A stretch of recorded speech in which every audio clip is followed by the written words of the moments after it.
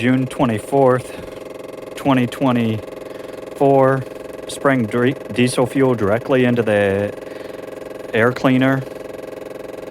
After the hose is removed, it does light off, but it doesn't stay running.